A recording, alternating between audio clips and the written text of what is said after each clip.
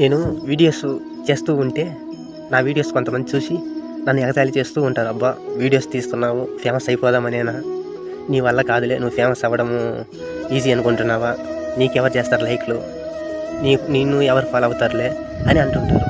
అయినా పర్లేదు, ఇప్పుడు నాకైతే ఫేమస్ అవ్వాలని అయితే ఏం లేదు.